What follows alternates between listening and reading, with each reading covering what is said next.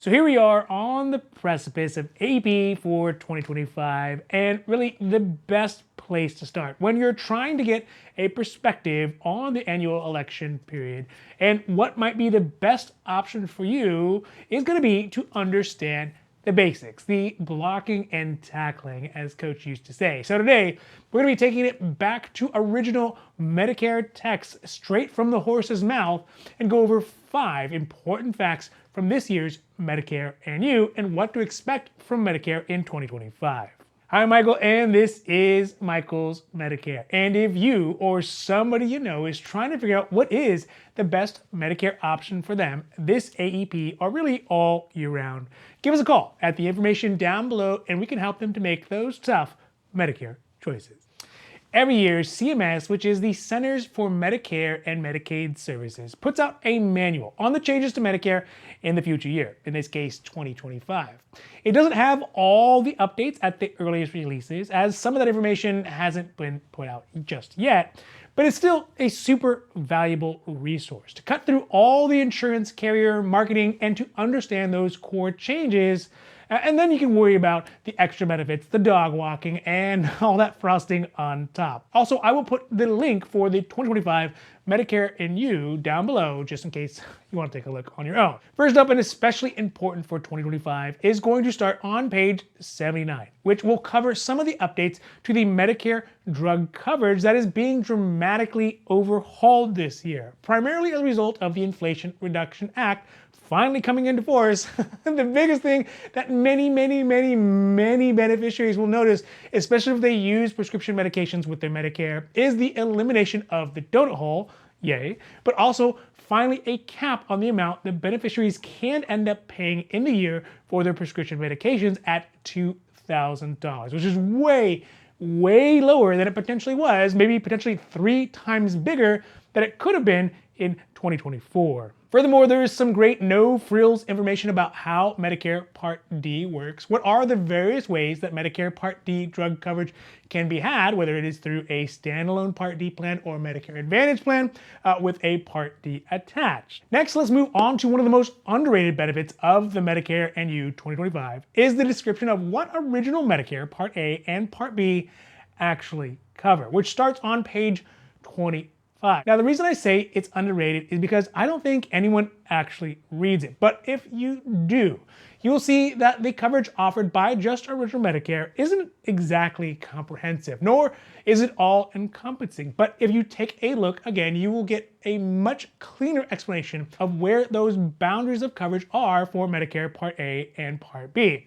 And you can see that the hospital coverage under Medicare Part A really is based off a time over money equation. This means that the more time that somebody spends in the hospital, those daily costs can get more and more expensive depending on each and every specific benefit period. Now, this may seem like something that isn't immediately important, and maybe it's not, but on a long enough time scale, it will be for all of us. So getting a basic understanding of it now, how these parts of Medicare work, are going to be really invaluable now and also into the future. Also, it covers Part B too, but you want more details, you want to get down into the nitty gritty for either those Part A or Part B, check out our other videos. We also get into a lot of detail as well.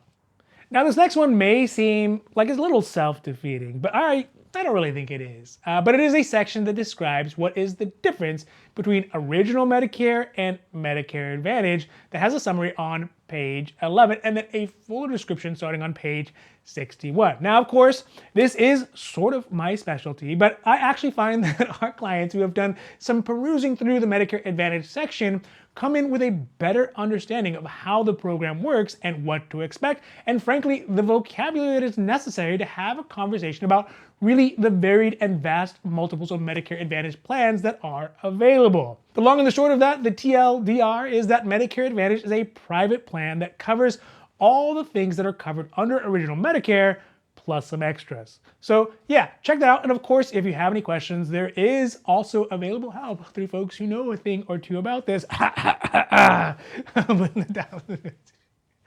Now, to go along with that, and sort of on the other side of that coin, on page 75 is the discussion about Medicare Supplement. And No, it will not dispel that ongoing argument in the insurance community about which is better, Medicare Advantage or Medicare Supplement. And of course, I am sort of Medicare agnostic, right? Whichever one you like, whichever one floats your boat, whichever one you feel is best for you, I'm okay with that. But it also will give you an idea of what the different Medicare Supplement letter plans mean, which ones are still available and which ones have kind of gone the way of the dodo. There's a couple of them.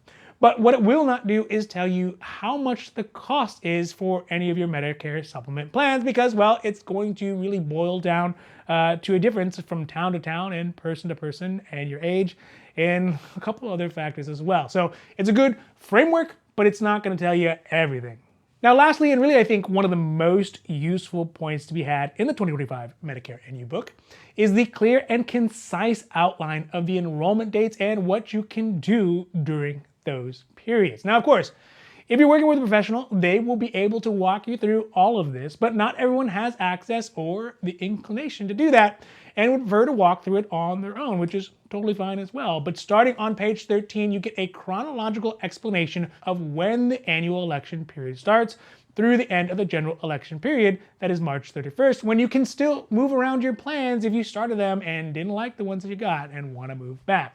Furthermore, it goes over all the dates, the times, the deadlines you have over the AEP period, and not the most exciting thing to be noted. It's not, it's just kind of dates and times, but probably some of the most useful things to know if you are trying to move around or just trying to enroll or just are enrolled in Medicare and want to know.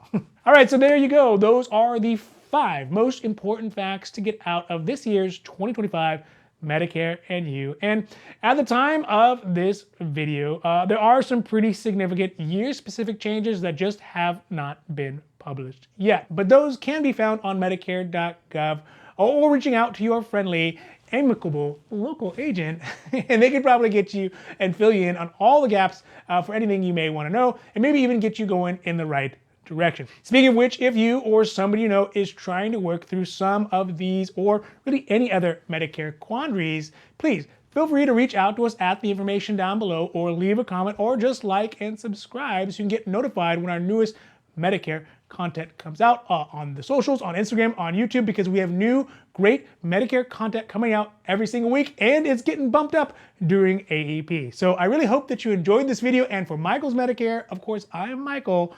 Hope you have a great rest of your day, and goodbye.